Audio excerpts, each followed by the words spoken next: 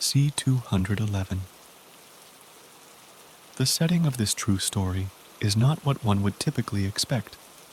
Instead of a small town, rural farmhouse, or a cliché cottage in the woods, the events unfolded in the vibrant city of Las Vegas, Nevada. Amidst all the glitz, glamour, and thriving nightlife, a quaint community became the stage for the following incidents. Demons, in various shapes and forms, have a propensity for wreaking havoc on humanity and mental well-being. Those who uncover these demons in their true state often succumb to inexplicable madness. It is important to acknowledge that these malevolent entities exist among us undetected, quite possibly even dwelling in our own neighborhoods. You never know. Dean and Robert, college roommates, endeavored to find an affordable residence close to their college. However, due to an unavailability of dorm rooms, which were overcrowded, their options were limited. Positioned before the bulletin board on campus, Dean diligently perused the notices that advertised rooms for rent. "Find anything?" Robert inquired, standing next to Dean. "Nah, nothing." Dean frowned, then gently lifted a corner of a party flyer. Wait. What's this?" He carefully, but quickly removed the underlying page, tearing it off the tack, holding it in place. "Look." He handed the advertisement to Robert.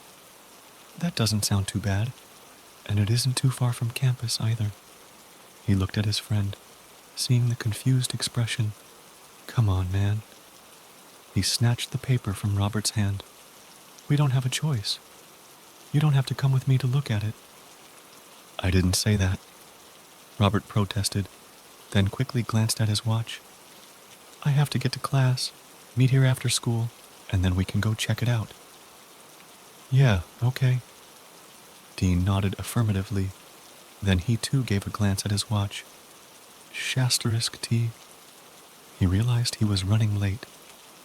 He abruptly changed direction and hurriedly made his way through the hallway, apologizing as he passed others in the hall. Reaching his classroom, he quietly opened the door, hoping not to attract too much attention to his late entry. "Glad you can make it, Mr. Anderson." The teacher greeted over his shoulder, scribbling educational diagrams on the board in front of him. "Sorry." Dean took his seat towards the back. Later that day, the two students drove, following the GPS to the East Villas apartments at Silverado Park. As the car drove through the gate, both men nodded in approval. They were pleasantly surprised by the impressive surroundings. "Damn, this is nice," Dean commented, impressed by what they were seeing.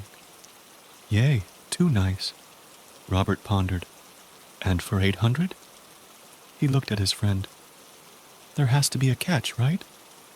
"Give it a chance, man," Dean countered as he glanced at Robert. "All right, fine." Robert conceded the argument. However, he ended up taking the wrong turn, unintentionally driving to the left, leading them around the community. Damn. He surveyed his surroundings. "The office, I think, is back that way." Dean pointed over his right shoulder, indicating the correct direction.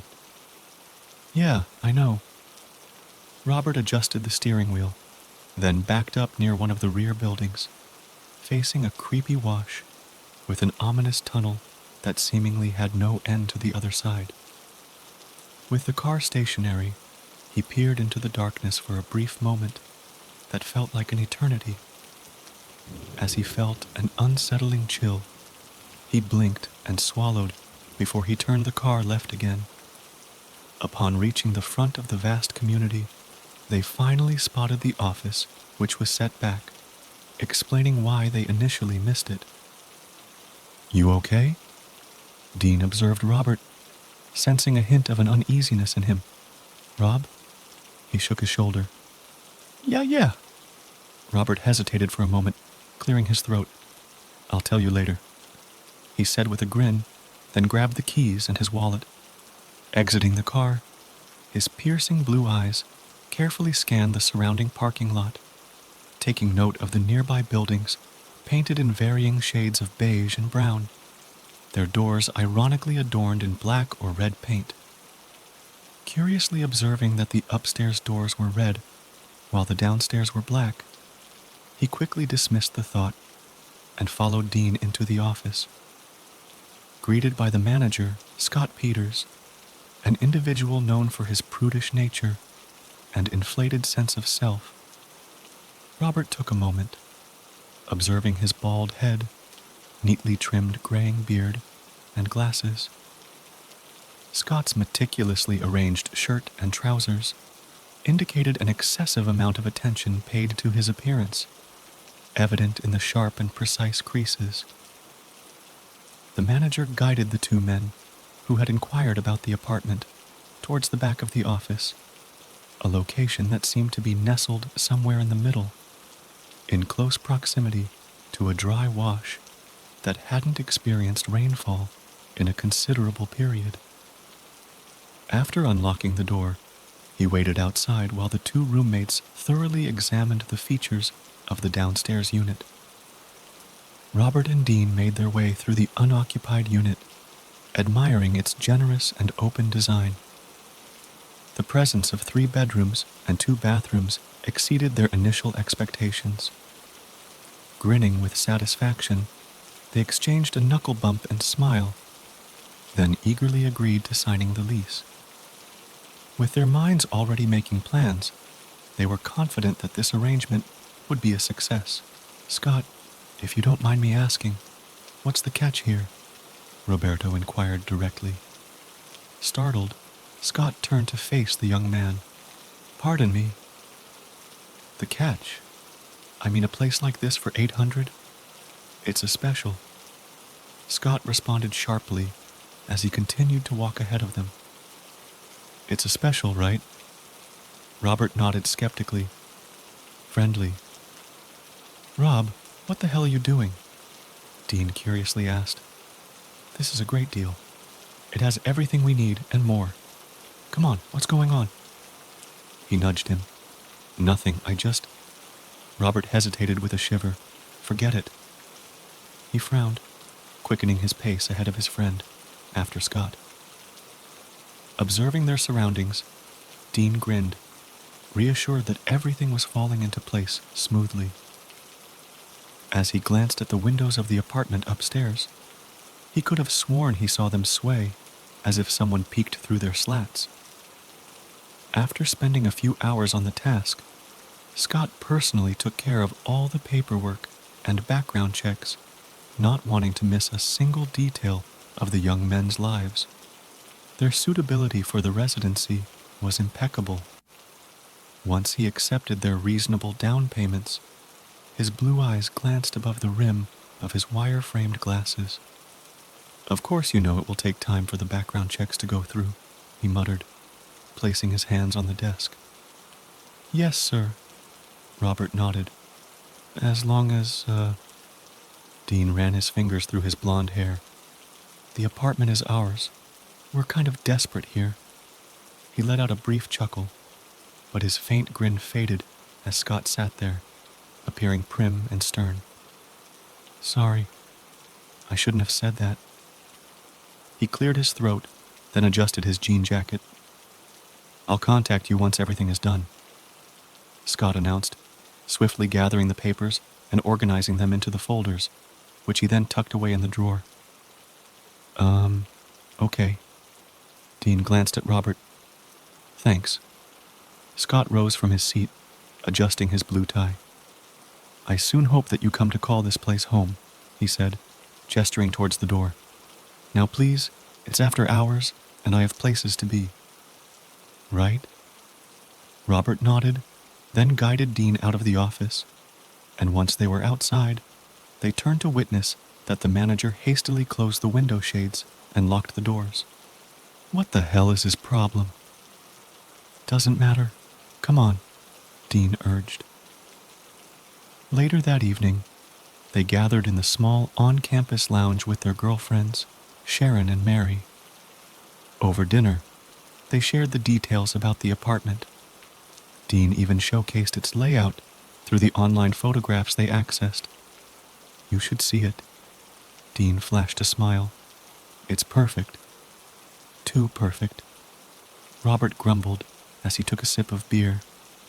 Sensing his lack of enthusiasm, Mary leaned in, whispering in his ear, "You don't sound too happy about it.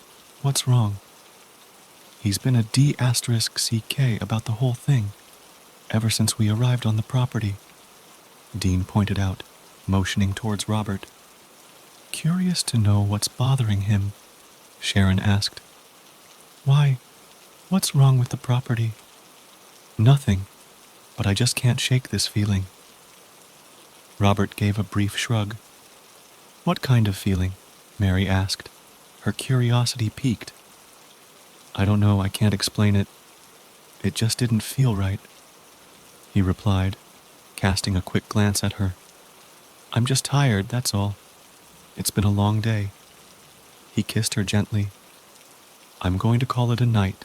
I have homework." And with that said, he placed the bottle on the table and stood. Mary wore a concerned expression, anxiously thinking about him. She was aware of his unique ability to perceive things that others couldn't, and had complete faith in him. She never dismissed his thoughts as craziness or just sheer imagination. Therefore, when he expressed his doubts about something being amiss in the community, she would listen without judgment. Sharon and Dean, on the other hand, were a bit more skeptical, but still believed him. After several weeks, everything fell into place. Robert and Dean had secured the apartment C-111 as their own. As they settled in and arranged their limited furniture, they finally had a place to call their own, away from the chaos of campus life. Regularly hosting their girlfriends overnight, the two women couldn't help but notice a few stray cats that roamed around the buildings, hiding beneath some of the nearby bush clusters that hugged the buildings. "Ah." Mary's face softened as she attempted to get the attention of the cats nearby. Crouching down, she managed to gain the trust of two, while the others remained cautious, eventually disappearing into the dense bushes surrounding the buildings. "Hello there." Sharon joined in, kneeling down to pet one of the cats, and couldn't help but express her affection. "Oh, aren't you adorable?" She noticed their dirty fur. "You poor babies," she cooed sympathetically. "You two okay out here?" Dean stepped outside and caught sight of Mary and Sharon engaging with the elusive felines. A mischievous smile formed on his face, anticipating the outcome. "Uh-oh." He shook his head. "Uh-oh. What's the uh-oh?" Robert stood, looking at him, inquiring about the cause of his amusement. "The girls saw some cats." Dean looked at him. "Uh-oh."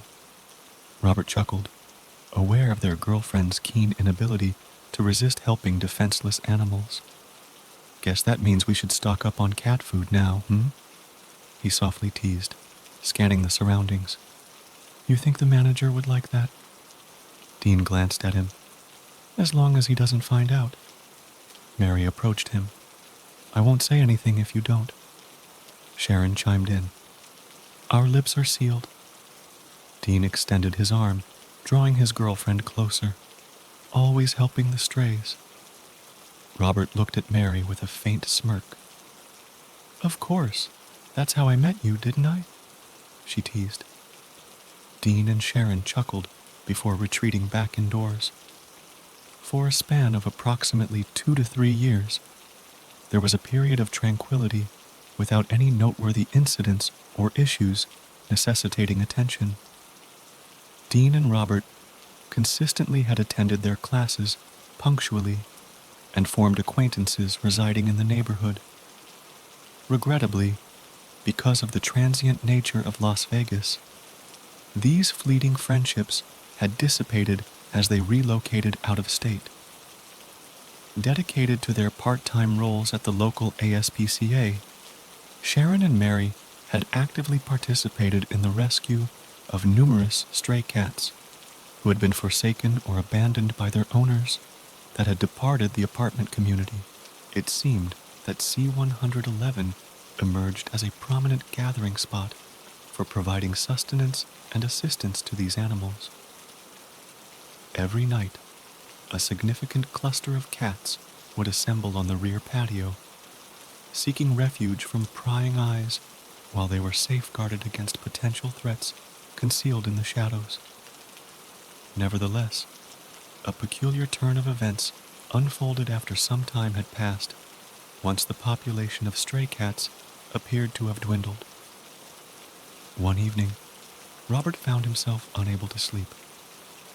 As he quietly slid open the patio door, stepping outside, he sought solace in the cool night air. He leaned against the wall, then surveyed the surroundings, meticulously scanning all of the adjacent buildings on the property. To his surprise, there was a towering tree wedged between the building and the apartment upstairs, its branches stretching out gracefully above the roof. The distant sound of cats engaged in what seemed like an intense battle reached his ears, unsettling him. Rubbing his eyes in an attempt to focus, Robert then directed his gaze towards the roof of the tall, two-story neighboring building, where he noticed an enigmatic dark figure, remarkably larger than expected from that distance. The figure appeared to be crouched. Captivated, he kept the unwavering stare at this mysterious presence which stared back wordlessly, its eyes hidden from view. The luminosity emanating from the building lights was ample enough to accentuate the figure's silhouette, perpetuating its locked and unwavering gaze. While observing the unsettling and unnatural figure, it quickly extended its arms, resembling either wings or a cloak, as it surveyed the closest vicinity of the playground. Robert was taken aback when it eventually caught sight of his watchful stare, causing his eyes to widen in sheer terror. Gathering himself, retreating inside with caution and a series of shuffling steps, Robert accidentally collided with the glass door behind him. He swiftly pivoted and hurriedly rushed down the hall, abruptly rousing Mary from her deep slumber. "Mary, Mary, baby, wake up." He gently shook her. "Rob?" she groaned, opening her eyes, then attempted to locate the clock. "What is it? What's wrong? What time is it?" "Come outside. There's something on the roof on the other building across the way." Robert stressed, yanking back the sheets. What?" Her drowsy eyes widened. "Just come and look." He grasped her hand with eagerness, leading her briskly down the hall and into the living room, toward the patio. "Robert?" Dean cautiously stuck his head out from his room, catching snippets of their conversation. Curiosity piqued, he called out, "Robert! Mary! What's going on?" Mary turned, perplexed. "I don't know," she responded, glancing back at him. "Dean?" Sharon chimed in from the bed. "What's going on?" She sat up, awaiting an explanation. I don't know." Dean shrugged in response, scratching his head. Roberto turned to Mary. "There." He pointed towards the roof across the way. Confused, Mary wrapped her arms around herself, feeling a chill in the evening air. What am I supposed to be looking for?" her asked, her voice trembling slightly. Afterwards, stranger incidents began to occur. Both Dean and Sharon became convinced that they heard eerie tapping on their windows, akin to long nails scraping against the glass. Jolting awake, they hastily sprung out of their beds, hastening towards the windows. Pulling the curtains apart, they each searched outside, only to find emptiness and no fleeing figure between the surrounding buildings. Sharing a bewildered expression, they returned to the bed, hoping for respite. However, the tapping resumed once more. "Okay, What the F***CEK is going on? Dean swiftly jumped out of the bed, bewildered by the situation at hand. He had hurriedly made his way into the hall, frantically knocking on Robert's door, only to receive no response. Discovering the door unlocked, he burst into the room, startling both Roberto and Mary, who had been bothered by his persistent knocking. "Dean, what the hell are you doing?" Robert barked, as he rubbed the corner of his eyes. "Sorry, Dean scanned the room. "I heard something. It was tapping on the window and I thought—" "And you thought it was me?" Robert climbed out of the bed, approaching his friend with a stern expression and his fists tightly clenched. "Seriously, dude? Look, this is some crazy **TOK. Dean retreated, raising his hands in surrender, but not before stealing a glance beyond his friend's shoulder, towards the source of the tapping noise at the window to his left, Robert's right. Mary looked apprehensively at the curtains, reluctant to uncover whatever lay beyond. Climbing out of the bed hurriedly, she dashed towards Dean and Sharon, watching Robert's silent approach towards the window. "Rob, don't," Mary murmured with fear. Robert held his breath as he parted the drapes and nudged the blinds aside, only to find an empty view. Suddenly, the fresh round of taps sounded on the front door, followed by the metallic clatter of the mailbox drop flap. Peeking their heads down the hall, they all fixed their gaze on the door, able to witness and hear it being lifted slowly, then dropped, producing a resounding clank. Exchanging a quick glance, the two men swiftly made their way down the hall, tightly clutching baseball bats they retrieved from their closets. As he and Dean quietly approached the door, unlocking it, they silently counted to 3 before swinging it open, raising their bats in the air. Again, there was no one there, not a single living being in sight, not even the cats, who usually lingered around eagerly waiting to be let in or fed. Startled by the silence, Mary and Sharon stood together, clutching onto their pepper spray for protection. "What is it?" Mary shrieked softly. Upon hearing their feminine voices, Robert and Dean stood on the walkway, connecting their buildings to the adjacent one. They scanned the surroundings, searching both left and right, but there was no indications of the mischievous and unknown troublemakers. Reluctantly lowering their bats, they glanced around one last time. It was then Dean's gaze shifted towards the rooftop of their building. His green eyes widened in astonishment as he noticed a shadowy figure perched on the roof. It wasn't their seldom-seen neighbors, whose movements were often audible but rarely ever seen.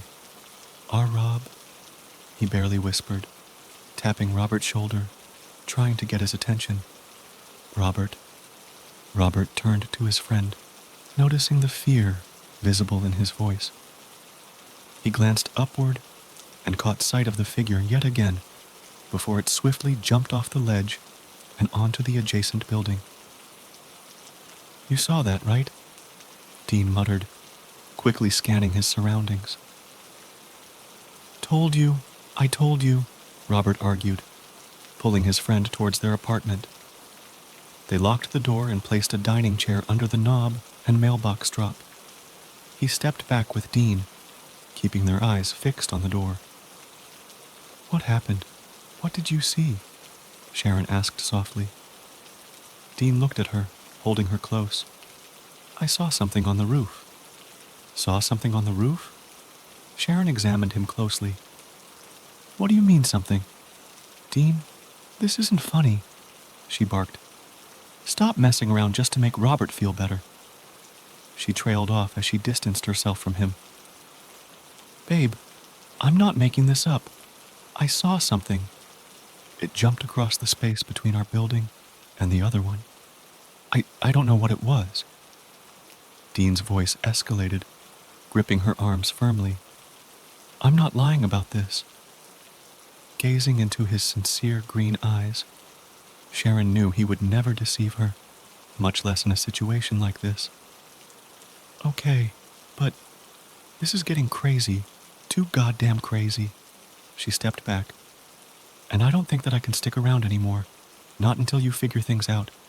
Mary? She turned to her friend for support. I'll stay. For now. Mary responded curtly, folding her arms, feeling an unsettling chill tickle her spine. Sharon remained silent, retreating to the bedroom, loudly slamming the door shut. Let's just get back to bed. We can figure this out later on in the morning, yeah? Mary proposed, then turned and walked down the hall, closing the door with a resounding thud. *T. Dean expressed his frustration as he approached the dining table, cautiously placing the baseball bat on the glass top. What the F***CK is going on? He turned to Robert. Robert retorted, I don't know, but I totally told you that I saw something out there, and now you've seen it too, for yourself. So if I'm going crazy, then you are too. He spat the words. Dean sarcastically responded, This is just great. What else could possibly go wrong? As weeks went by, the mysterious figure continued with its appearance, consistently watching the inhabitants who had captured numerous cats roaming around the premises, turning them over to animal rescue organizations. Cats that it preyed upon. Mary and Sharon made an agreement to return to the guy's apartment, but under certain conditions.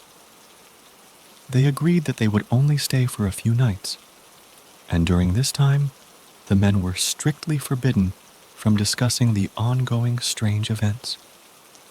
However, one fateful night, things took an unexpected turn for the two women as they slowly wandered around the community, diligently searching for the missing cats that had disappeared days ago. As they had made their way towards the rear of the community, near the wash flooded by the recent heavy rains, Mary and Sharon suddenly halted by the fence. An unsettling sensation washed over her, sensing something uncanny about the surroundings. With a frown, inquisitively, she peered into the deep, pass-through tunnel, which seemed to lead somewhere. In a hopeful, yet apprehensive manner, she longed to catch a glimpse of the other end. To her dismay, she bore witness to a vast and impenetrable black void, resembling a gateway somewhere else, perhaps even hell. Mary? Sharon inquired. What is it? She glanced around. Do you see them? She stood near the fence, scanning the ground and ledges close to the water. Here, kitties, she called out softly, but loudly enough for the felines to hear. Psst, psst, psst, psst, psst. No, I just... Mary continued to gaze intently. Thought that I might have seen something in there. She pointed at the tunnel that lay gaping ahead. That's all. Oh no, not you too. Sharon complained. Did Dean and Robert put you up to this? She quickly stepped back with a mocking shake of her head. Whoa, what? Mary turned to her bemused. No, that's not what this is. Sharon, come on. Her smile disappeared when she witnessed the horrified expression on Sharon's face. Sharon. She reached out, noticing her friend trembling violently. Mary, behind you, Sharon whispered fearfully. Skeptical, Mary shook her head, thinking it could be a joke. Nice try, but I'm not falling for that one. She stubbornly folded her arms. I'm not playing games. Turn around. Turn around. Upon witnessing the genuine fear displayed on her friend's face, Mary instinctively reached into her pocket to retrieve her pepper spray.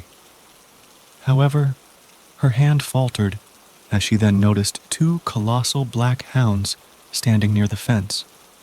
The presence of them perplexed her and Sharon, considering the absence of any plausible pathway across the wash, and especially during floods. Gradually, her and Sharon quickly mustered their courage and cautiously retreated, sprinting away in a state of terror as the hounds aggressively barked and growled, perceiving an intrusion upon their territory. Colliding with the front door, the women hastily slammed it shut behind them, leaning against it to regain their senses and composure, audibly releasing quivering breaths. "What the F***CK was that?" Sharon questioned, casting the suspicious sidelong glance at Mary. Mary closed her eyes, attempting to make sense of the bewildering chain of events that had unfolded. "I don't know." She glanced ahead, watching Dean emerging from his bedroom, while Robert swiftly made his way around the counter, exiting the kitchen. "Babe, are you okay?"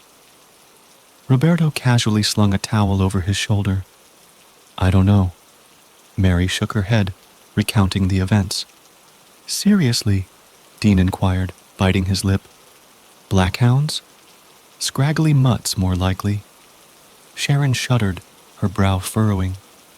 "They came out of nowhere, just poof. I mean, one moment they weren't there, and the next they were. I know I said we wouldn't talk about it anymore, not while we were here, but..." She walked over, taking a seat at the dining table, voicing her belief. "I think we should now." "She's right." Mary took a seat beside her. "That's great, 'cause there's been more since both of you've been gone." Dean approached and settled next to Sharon, while Robert sat beside Mary. "You know the playground out there? Well, Dean and I were coming back from a round of laundry that's out by the office and pool right, and there were some kids playing around, but then as we got closer to our building, they were all standing around and looking up at the roof." "The roof? Why?" Sharon pondered curiously. "They said they saw a man up there, crouched as if it were watching them or something, maybe waiting." Robert had concluded, "They're kids, sure, but not even they can make up something like this, especially since they don't know that we have seen the same damn thing." He turned his gaze towards the women, and of course, it wasn't the cable guy, or anyone like that. Not at that time of night. This was like what? He glanced at Dean. 8:30. Then they, too, claimed to have seen the same dogs that you did tonight, all hanging around that goddamn washout back. I knew there was something off about that place, and this one, when we drove through those gates." He rose from his seat, fixing his gaze upon Dean. Sharon inquired softly as she leaned forward, resting her elbows on the ledge of the glass-top table. "What does the manager say about it?" "We haven't gone to him about any of this yet. I mean, he'd just think we're crazy or maybe even smoking something a little too strong." Dean commented nonchalantly, shrugging, emphasizing that neither he nor Robert had even smoked, not even weed. "Right, good idea." Mary acknowledged Dean's suggestion, nervously biting her nails. She instinctively glanced toward the stove. "Robert!" She urgently pointed toward the kitchen, urgently directing his attention to the situation. *T, Robert promptly reacted, rising from his seat and hurriedly rushed into the kitchen. He swiftly wafted away the smoke emanating from the frying pan, ensuring that their dinner remained unharmed. As they sat down to eat, the atmosphere was noticeably subdued, and despite the meal being delicious, the two roommates and their partners merely picked at their food, consumed by their own rushing thoughts.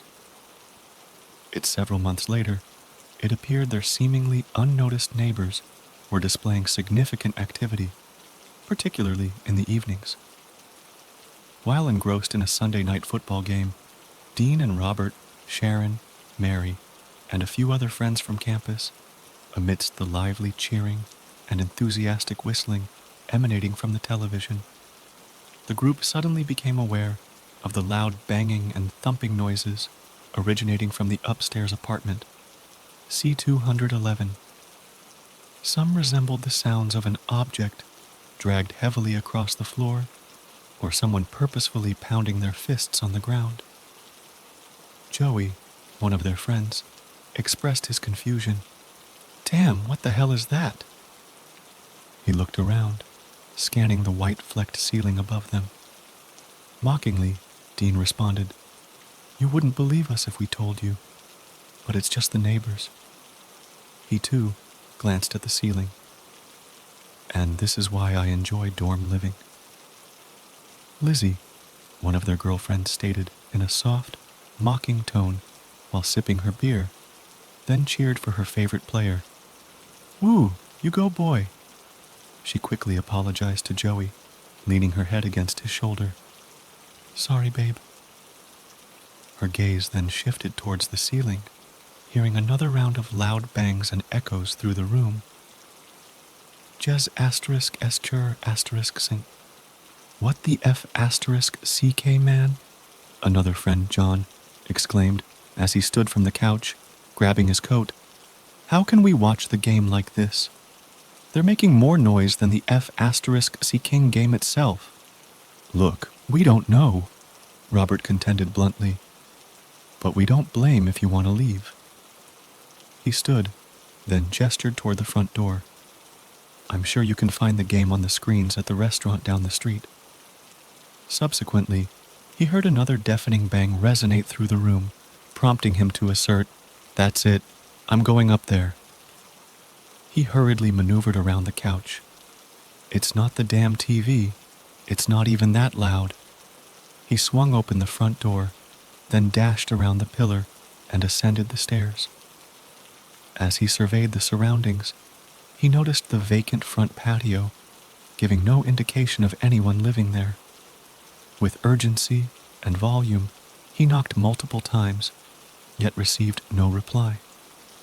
As he inclined to knock again, he raised the mailbox drop flap and called out into the apartment. "Hello? Anyone in there? Listen, we can hear you up here. Keep it down, will you?" However, there was still no response. Expressing his concern, he closed the flap and shook his head. Turning his back, making his way down the seemingly endless stairs, he suddenly halted as the mailbox drop flap rattled loudly as if someone was peering through it.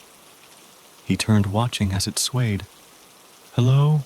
he shouted, leaning against the railing in hopes of catching a glimpse of the neighbors. Concerned, Mary called out to him, expressing her worry, seeing his feet between the gaps of the stairs, looming above her. Rob, get back here, you crazy bastard!" Dean, with a hint of urgency, encouraged, "Rob, come on." He worried, "It's not worth it." He anxiously bit his lip. Despite the uneasiness that engulfed him, Robert then quickly disregarded the peculiarity. As their friends departed, he securely shut the front door, carefully securing and locking it. "What do you mean there's nothing you can do?" Dean had firmly questioned Scott, after he and Robert became fed up with the incessant noise disturbing their sleep at night and lives in general. Scott derisively responded, "Unless they're presenting an issue for your other neighbors, it's basically your word, and nothing else," he concluded while seated at his desk. "Are you F asterisk C King serious?" Robert argued, expressing his deep frustration. "We're coming in here telling you that they are making noises past curfew hours, and you're sitting there telling us that there's nothing you can or won't do." "This is bullsh asterisk T-man. A big load of bullsh asterisk T," he exclaimed, raising his voice unintentionally, causing the leasing agents at their desks to startle and try to ignore the escalating and loud conversation. "You should hear 'em. It's as if there are elephants living up there." "You have to do something, sir, please," Dean loudly pleaded. "All right, that is enough. Have a good day, gentlemen. I am sure you can find the door." Scott dismissed them, focusing on the paperwork on his desk. This is bullsh**T. Robert stormed out of the office, with his friend following closely behind. I'm going to get proof. I'm going to get proof of all of this, and then shove it in that damn bastard's face, or up his ***, whatever I can get. He glanced back at the office in frustration. Dean nodded in agreement. I'm with you. He then cast a quick glance at his watch and urged, Come on, man. We're going to be late for work. As they entered the workspace, their co-workers promptly greeted them, expressing curiosity about their tardiness. The colleagues then suggested that this shouldn't occur again, as it had happened before since they moved into their spacious new apartment. Apologizing, Roberto assured them, Sorry, it won't happen again. However, one of the men shook his head and remarked, Don't apologize to us, man. We can only cover for you two so many times with the same stories. It's not our place to keep you in check of your schedules. We got it, Dean barked, hastily throwing both his jacket and backpack into his locker. Just don't worry about it. He frowned at his silent colleagues. Rob, we can't do this much longer. We can't live like this anymore. It's F** seeking up our lives. I know, Robert responded, anxiously adjusting his name tag. Tonight, we're going to settle this. He forcefully shut his locker door, then began his shift. Dean walked alongside him and questioned, And how are we going to do that? I mean, it's not like we can just go into the apartment and take a look around. He observed a faint, mischievous glimmer in his friend's eye. You know that I was joking, right? You can't, he whispered. Be serious. You aren't really going to break in there, are you? No, I'm not stupid, Robert whispered back, giving their surroundings a quick glance. But I am going to sit outside tonight and see if anyone comes and goes up those stairs, 'cause we've all heard them come and go. I'm going to catch them in the act. Dean nodded in agreement. Right.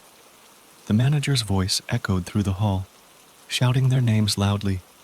Dean, Robert, my office, now. **T, Robert muttered under his breath, his frustration evident clearly. F***CK. Dean cursed, realizing the situation they were in. He turned and noticed the stout man at the end of the hall, motioning them to come closer. Here we go. Come on, move it, the man barked, snapping his short fingers impatiently. Unlike you, I don't have all day. Sorry, sir, Robert rasped, trying to be politely. Is there a problem? He and Dean entered the office. I don't know. You tell me. The man responded, waddling toward his desk. I got a call from your apartment manager, and he has told me that you're pestering your neighbors. Seriously? Robert mocked. What does this have to do with our jobs, sir? He questioned, crossing his arms with a genuine curiosity. Yeah, Dean added, placing his hands on his hips. Nothing per se, but he wanted to know if the two of you like to cause trouble at work. And while I can't say that you do, is there something going on over there? The man softly and curiously inquired, glancing between the two men. Is that why you're showing up late for work? Of even missing some days? Because you know that I don't tolerate nonsense like that. I gave you both a chance. Remember that, It's nothing, sir, Dean reassured with a smile. It's just, apartment living. You know how that goes. He offered a false grin. No, I don't, the man responded, reclining in his chair. If I get another call like that, I will have to reconsider both of your positions here. Is that clear? Robert nodded. Yes, sir. Good. Now get to work. Your shifts started 10 minutes ago. The man dismissed the two men standing before him. As they left the office, he adjusted his collar and stretched his neck, emitting subtle clicking sounds he kept to himself. He retrieved his phone, placing a call. During their break, Dean and Robert rendezvoused with Mary and Sharon for a quick lunch in the cafeteria. Mary expressed her astonishment. So he still hasn't done anything about it? Robert shook his head. Not a thing. And can you believe he called our boss to find out if we're trouble? He raised his voice unintentionally, but quickly cleared his throat, realizing how it sounded. None of this **D feels right. He furrowed his brows. Dean leaned forward, frustration evident.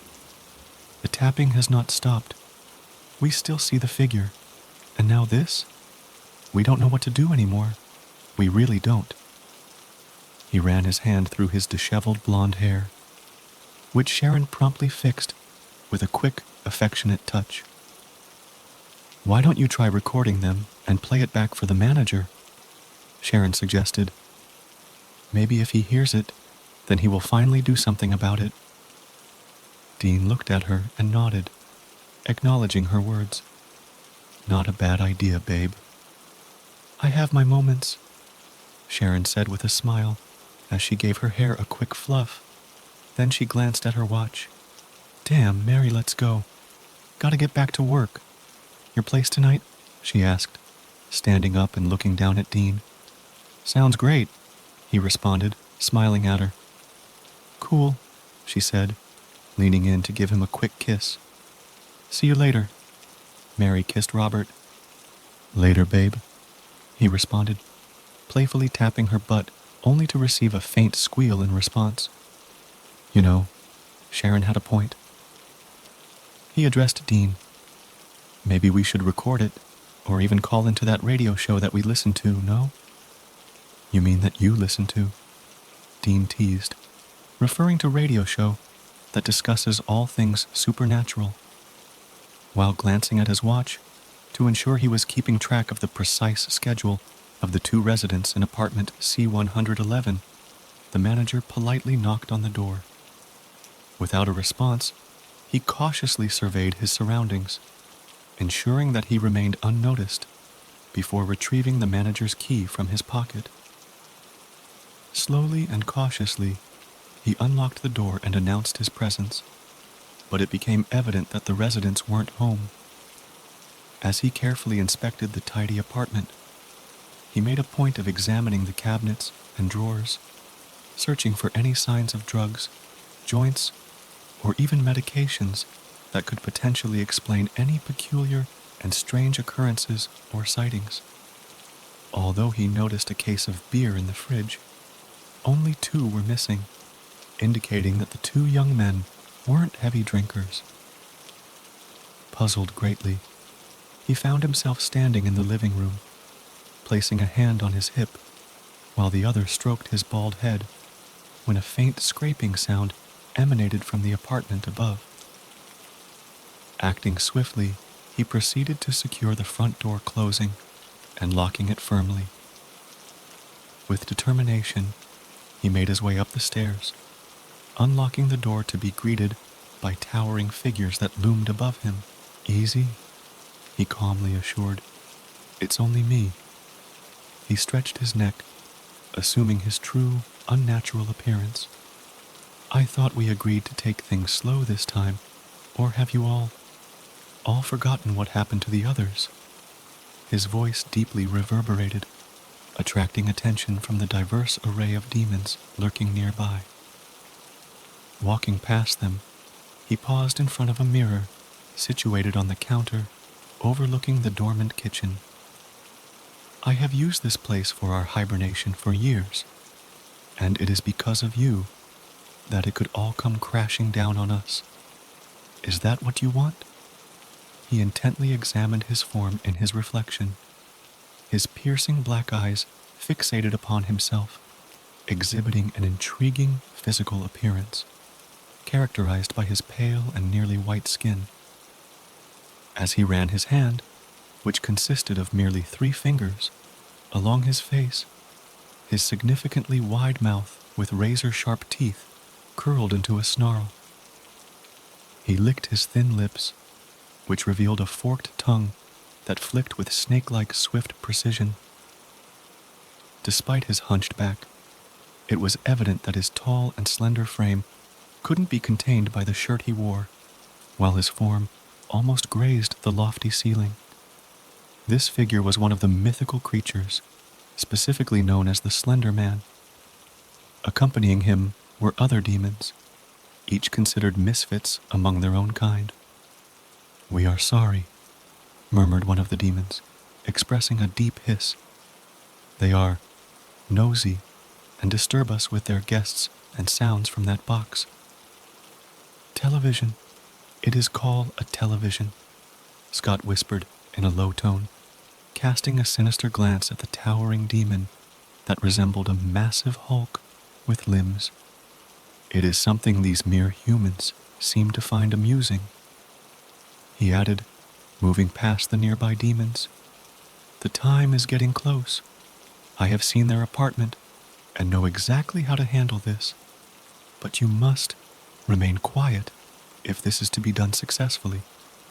We must rely on their genuine fear if we are to survive this year's hibernation, and if they are going to begin again with their pestering and incessant interference." He sighed, then closed his obsidian eyes. "I cannot guarantee their sanity would be much of a feast." "How much longer must we wait?" growled another one of the other demons, bearing the appearance of a traditional monster with horns, claws, and split hooves. "We cannot wait. It is unbearable. These humans reek of mortality and sanity." He snarled through his pig-like snout. "The time is coming. Be patient. That is all I ask of you." Scott addresses the demons, "And if I have to return again before it is time, I will send you back to where you came from and let your kin do what they wish with you." His black eyes sneered. "Is that clear?" "Yes," the demons hissed, fixing their gaze upon the front door, where maintenance personnel were knocking for the property's annual inspections. "Silence."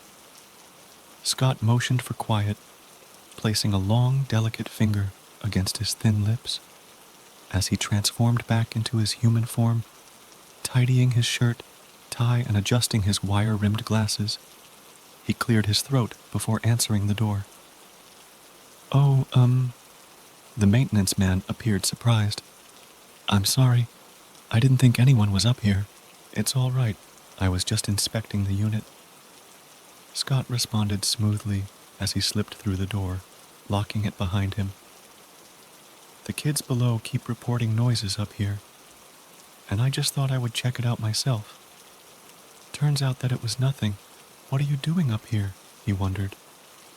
"Inspections, sir, per the community rules." The man gave a quick nod, then glanced down at the clipboard that he held in hand, where a box of keys sat atop. "Well, consider this one." Scott took out a pen from his own pocket, and leaning over, he crossed it off the checklist. "Inspected?" Yes, sir." The man nodded, responding respectfully. Have a good day." He turned and slowly descended the stairs, occasionally casting a backward glance before leaving the peculiar encounter behind him. Climbing aboard his cart, he drove across the property. With a soft sigh, Scott caressed his bald head, releasing a deep growl before descending the steps. As he reached the bottom, he skillfully maneuvered around the building, then strolled between the two structures towards the wash. By the fence, he stood, casting a piercing gaze towards the dark, unsettling tunnel on the opposite side while furrowing his brows, attentively listening to the distant screeches and barks. After briefly glancing at his watch, he returned to the office and settled at his desk, diligently and quickly typing out a nuisance letter intended for apartment C-111, ready for posting. Once it was signed, he set it aside. "I just hope that—" Dean smiled, glancing at Robert. but his expression then changed abruptly as he cursed loudly. Ugh! What the F***CK is this? He immediately grabbed the notice from their door, quickly reading it before roughly passing it to Robert. Seriously? He frowned, visibly annoyed. I can't believe this. A nuisance letter against us. He roughly folded it. Nuisance for what? Mary questioned, reading the letter she snatched from Robert's hand. But you're not the problem, Sharon concluded after she, too, read the letter. She finally came around to believe them and the events taking place. This is wrong. This is so wrong. He can't do this. She huffed heavily, returning the letter. Robert folded the paper, carefully placing it in his pocket before unlocking the door. He glanced to his left, his gaze fixated on the stairs above, expressing disbelief as he thought to himself, "This isn't over, you sirs, far from it." And stepping aside, he allowed Dean and their girlfriends to pass through ahead of him. Following their enjoyable double date and dinner, they had retired to their rooms. However, their peaceful slumbers were abruptly interrupted by a series of disconcerting noises echoing throughout the apartment. The intense thumping, banging, stomping, dragging, and crashing sounds created an atmosphere that felt as if someone was forcefully trying to break in, pounding on their door. As Dean, Mary, Robert, and Sharon gathered anxiously in the living room, all of their attention was captivated by the unsettling symphony that resonated from above, their eyes fixed on the ceiling. One of these days, I swear, a foot is going to come through that goddamn roof. Robert vented in frustration before he grew increasingly angry and fed up. In haste, he rushed to the fridge, reaching around it to retrieve a broom that was tucked between its side and the counter adjacent to their spacious microwave. For the first time since they moved in, he turned and forcefully banged the stick against the ceiling, shouting loudly, "Here, take that, you bastards! How do you like it? How does that sound?" He continued with a few more bangs that overshadowed Mary's voice, desperately trying to calm him down as she swiftly approached, trying to free the broom from his firm grasp. "Robert," she pleaded. "Rob, please, stop it." And with determination, she finally managed to snatch the broom away from him.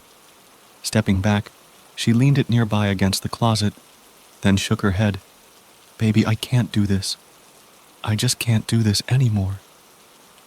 Sharon softly whispered, "Me either." She gazed at Dean before glancing upwards at the ceiling, listening intently as a loud scratching noise echoed through the room, as if there were something desperately wanting to claw its way through the floor. Sharon's voice trembled. What the hell is that?" She strained her ears, following the shifting sounds as they searched for a weak spot to break through. Reacting quickly, Dean and Robert rushed towards both of their girlfriends. They huddled down behind the table in the hall, fearful of the unsettling scratching. Robert pulled out his phone and began recording the eerie noises. It continued for 5 long minutes, until abruptly it ceased, almost as if someone had flipped a switch, ending all of the paranormal and supernatural activity. In a soft and trembling voice, Sharon asked, Is it over?" "Uncertain," Dean muttered, his gaze shifting towards Robert, who played back the recorded sounds. "I don't know." "Got it." Robert grinned. "I'd like to see what Scott says about this now." He gripped the phone tightly with hope. "Well, I'm not sticking around to find out. I'm so done with this." Sharon abruptly rose, swiftly making her way toward the couch where her jacket was draped over the backrest. "This is too much. Mary, you can stay here if you want. But I'm heading back to our place," she added, briefly pausing to glance at her. Yeah, I hear you, Mary stammered, then shifted her gaze towards Robert. I'm sorry, but she's right. I can't do this. She shook her head and hurried past him, grabbing her own jacket on the way. Mary, Robert pleaded, desperately seeking a hopeful reconsideration. Sharon, baby. Dean tried to reach for her, but she moved away from his touch. We're sorry. Mary wiped her tears, turned on her heels, and attentively listened as Sharon unlocked the front door. If and when you get this SH*T sorted and you're both done obsessing over all of this, you know where to find us, but we are not coming back here. Sharon expressed her concern with a deep frown, then swiftly hurried down the walkway towards her vehicle, with Mary following closely behind. Dean reacted with frustration. *T, he cursed, slamming the door, locking it quickly. This is F***ed up, Rob. I can't do this anymore either. We're going to lose our girls and our jobs if we keep this up. Understanding the gravity of the matter, Robert raised his phone, ensuring the event was safely stored in his pocket. I know, but now that we have this, maybe it will stop. He contemplated. We're going to the office first thing in the morning, even if the sun isn't up yet. Yeah, see if he, Dean murmured under his breath, before detecting the sound of approaching footsteps from outside. He and Robert swiftly rushed towards the patio window, pulling aside the blinds to catch a glimpse of the staircase. Despite hearing footsteps persisting and passing their door, no one appeared to be descending or ascending. Suddenly, a chilling set of knocks echoed forcefully, followed by a rattle of their mailbox drop flap, as if an unwanted intruder sought entry. What the F***CK is that? Dean whispered, becoming startled as he and Robert turned, witnessing fingers slipping through the metal flap, gripping momentarily before they slowly slithered in retreat. Hey! Robert shouted, dashing towards the front door, vigorously pounding on it. I know you're there. I got you on tape, you motherfuckers. It's over. He cautiously peered through the peephole, only to encounter an absence of any visible figure, just murky shadows. Do you think maybe this apartment and the one upstairs are haunted, and maybe management found out? Hence, why it was rented for only $800? He cast a curious glance toward Dean. How the hell should I know? We didn't sign up for this.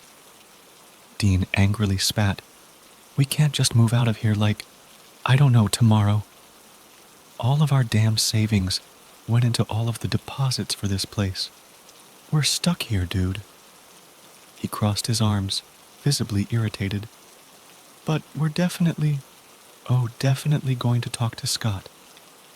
We have the recording now, so let's see if he does something after listening for himself.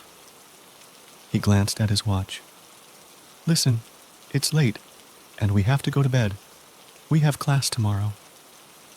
And with that said, he turned and walked down the hall, returning to his room and closing the door behind him.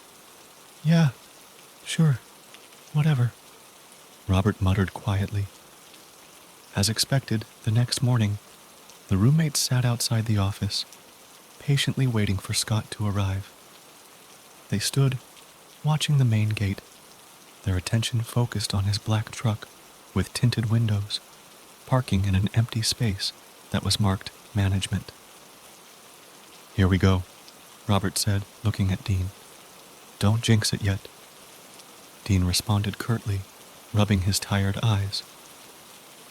Strolling past the young men, heading towards the office to commence business for the day, Scott inquired bluntly with a confident tone, Shouldn't the two of you be in class? Robert stated straightforwardly, Listen, sir, you have to do something about the neighbors upstairs from us.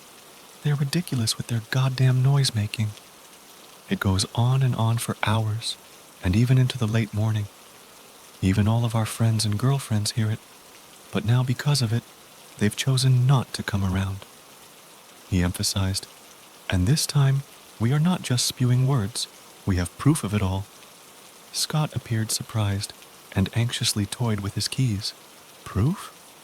He queried, directing his attention toward the young man. And what is it you have? Dean proposed. I think it's best we go inside, no? Scott composed himself and responded, Listen, I'm only going to say this one more time. There is nothing that I can do about this. Nothing you can do? Dean retorted bluntly. That's a load of bullsh**, T-Man. Come on. What do you want me to do? Scott snapped, directing his gaze towards him. Your goddamn job for starters, Robert grumbled. We're telling you that there's something going on up there, and you are doing nothing about it. So here, listen to this. He took out his phone from his pocket and played the recording. This will prove everything that we're saying. Listen. He extended his arm, displaying the phone in front of himself, Dean and Scott. Scott furrowed his brow, tilting his head as he listened. Is this some kind of a joke? He mocked. Whoa, what? Robert frowned, glancing at the phone. No, it was... He placed the phone near his ear, only to hear the faint sound of static and their voices in the background. I don't... He stuttered. Listen to me. This foolishness has to stop now. You are bothering me, complaining about something that no one else around you can hear. And do you think calling into that radio station is going to get you the answers you're looking for? Scott impatiently expressed, You should have listened to what they have told you. It is just homeless folks living in the wash and stray dogs. He readjusted his tie and then proceeded to open the office. And whatever it is that you're smoking in that apartment apparently fried your brains, not to mention it is illegal. Now, with that said, there is no one up there. That apartment is, and has been for quite some time, vacant. We don't get a high occupancy here. Now we are done here, and I swear if I hear one more word about this, I'll proceed to see this handled accordingly. Is that clear? He asserted with a glare, before entering the office and shutting the door behind him. But, Dean stuttered hesitantly, his gaze shifting towards Robert as he questioned, But if it's vacant, who's making all that noise and walking up and down the walkway? Sullenly, Robert responded softly, I don't know. He then turned, shuffling towards their car. Once he settled inside, waiting for Dean to take the wheel, a sense of an impending mental breakdown overwhelmed him. Tiredly rubbing his eyes, he watched Dean seated in the driver's seat, running his fingers through his blonde hair. The consequences of their situation gradually unfolded as the day progressed. Their negligence reflected in both of their dwindling academic performance and lackluster work output, resulting in a temporary layoff until they sorted it all out.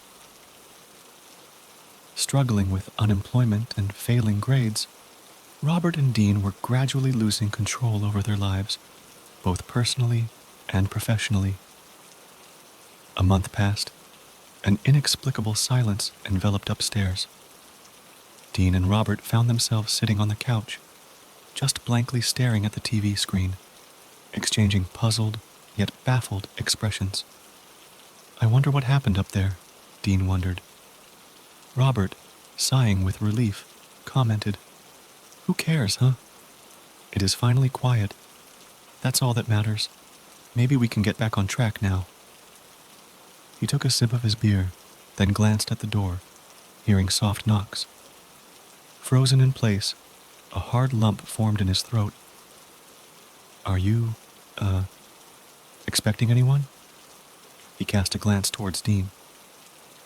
No, Dean replied. Are you? Robert slowly stood, cautiously approaching the barricaded door.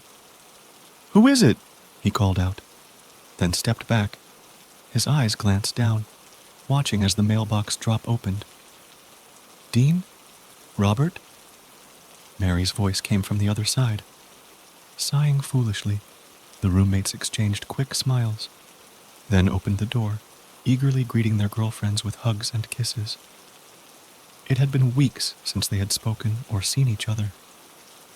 "Hey," Robert said, holding Mary close. "Hey," she replied, kissing his neck. Sharon expressed her concern as she observed Dean's face. "Are you all right? You look a little pale." She rubbed a hand on his chest. Dean glanced at her, hesitating momentarily before rasping, "Yeah, it's nothing, never mind." He smiled at her.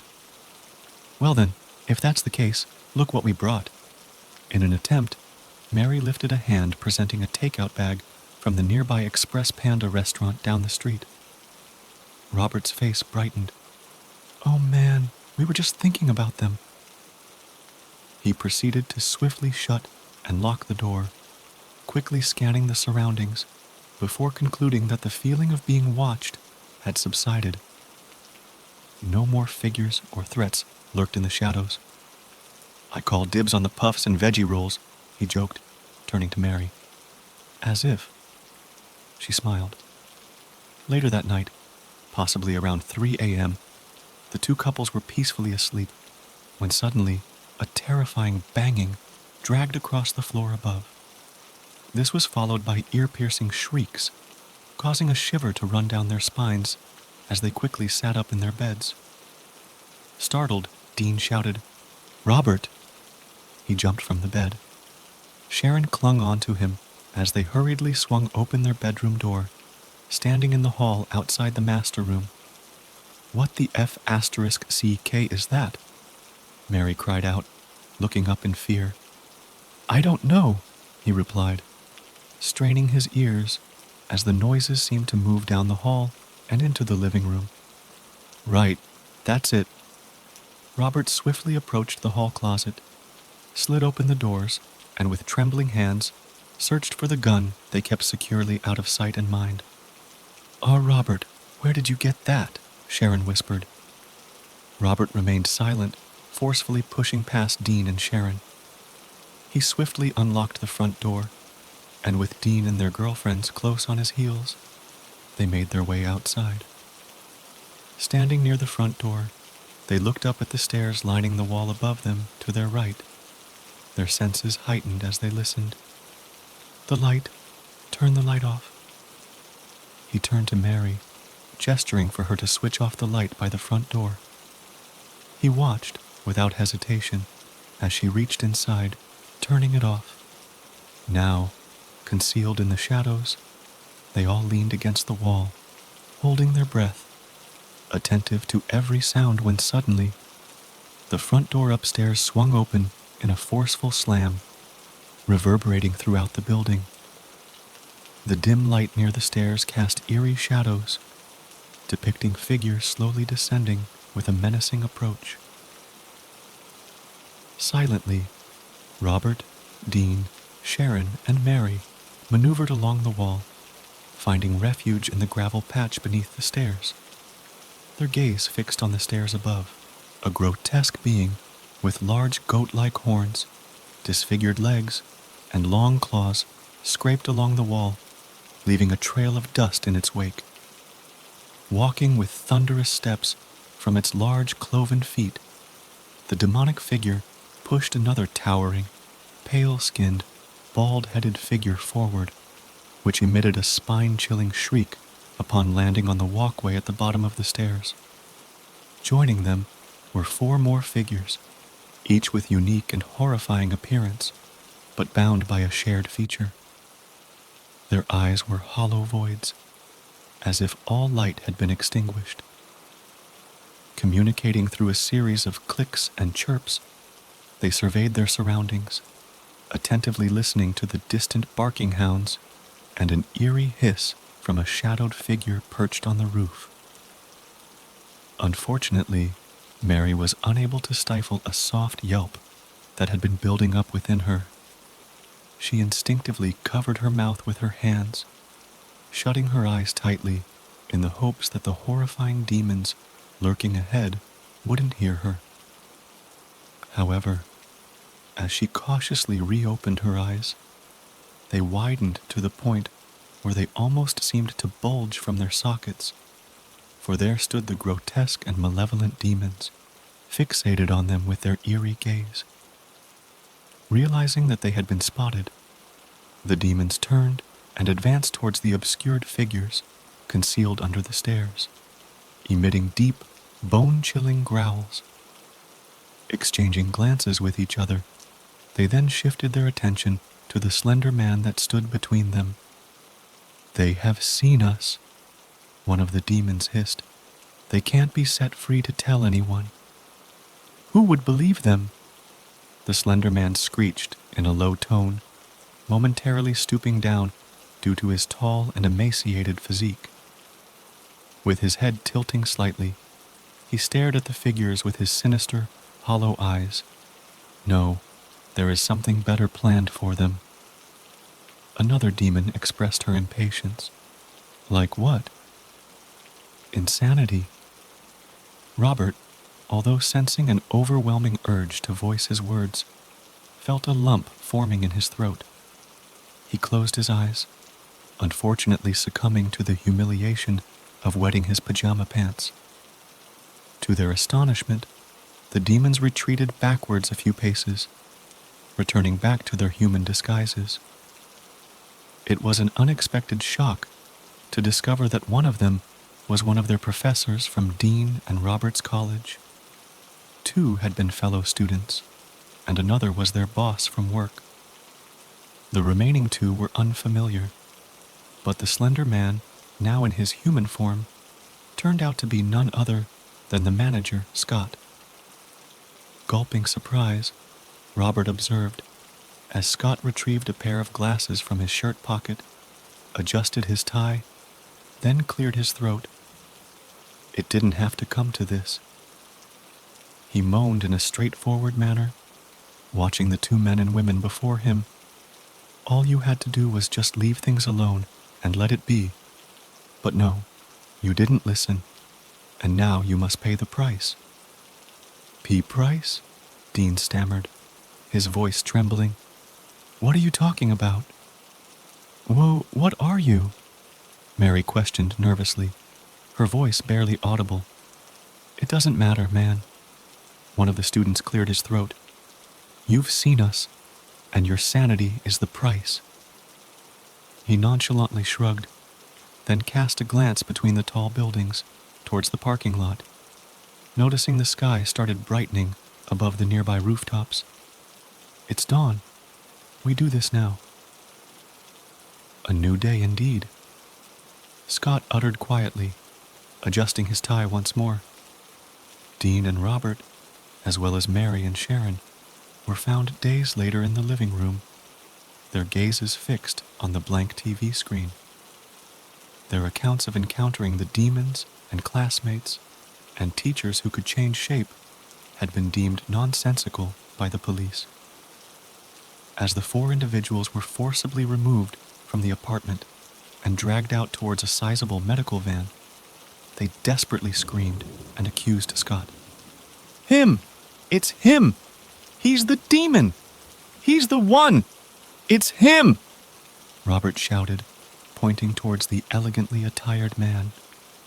However, his protestations fell on deaf ears as he, along with his friends, were forcefully loaded into the van. "He's the monster!" He continued his vehement assertions as he pounded against the doors. Scott conversed with the police, expressing his regret. "It's a real shame. They were such quiet young men, but..." He watched as other officers joined them, carrying a collection of drugs, pills, and liquor bottles. "I guess you can never tell anyone's true nature, hmm?" He shook his head in disbelief. The officer, with a raspy voice, jotted down notes in his pad. "They're college potheads. What do you expect?" Guess they couldn't handle the drama of exams. I've seen this before. It shouldn't surprise. But yet, it does every time. He, too, gave a shake of his head. Scott nonchalantly shrugged. You never know. He then turned his attention towards the bustling parking lot where the slow-moving van attracted the attention of neighbors. Several months later, 4 unfamiliar individuals strolled past the sizable notice board, catching the sight of a flyer that advertised a 3-bedroom apartment available for rent. 3-bed, 2-bath apartment with an array of full utilities. Rent is only $800, roommates preferred. Within walking distance to Marketplace, not far from campus. Contact Scott at 555-555-0505 for more information. Quiet tenants only. Apply today. A conversation among friends ensued as one of the men, Mason, had excitedly pulled the eye-catching flyer off the bulletin board. What do you think? He queried. Sounds like a good deal. The woman beside him, Jessica, beamed with a smile. Anything at this point would be great. Nodding in agreement, another young man, Ezra, chimed in. We can take a look after class. Later that afternoon, the 4 roommates ventured onto the property, eager to explore their potential new home. Curiously, the other woman, Alexis, questioned, Wait, isn't this the same place Robert and Dean rented from? She studied the community. Quietly, Ezra responded, I don't know. I never got the name. He parked the car by the office. Persistently, Mason stated, At this point, 800 is not that bad. As long as our neighbors aren't drag queens, I am taking this place. He looked at his friends. In a friendly manner, Alice jokingly smacked the back of his head. Coming from the gay one in this group, that's funny. She shook her head. Acknowledging the humor, Mason grinned, then stepped out of the car, gesturing towards the vibrant display of the flowers planted near the office. Love the flowers and all of the colors. Of course you would. Ezra shook his head. Inside, Scott stood, peering through the blinds, nodding in approval. Adjusting his glasses and fixing his tie, he took a seat at the desk, patiently waiting for the young women and men to enter. As expected, after their meeting and the brief inspection of the apartment, the lease was signed. Filled with excitement, they exited the office and joyfully climbed back into the car. However, it was Alice that felt a chill run down her spine as she caught an eerie glimpse of Scott at the window, continuing to peer through the blinds. Weeks later, Alice, Ezra, Mason, and Jessica became aware of the individuals residing upstairs. They came to know the dwellers of apartment C-211.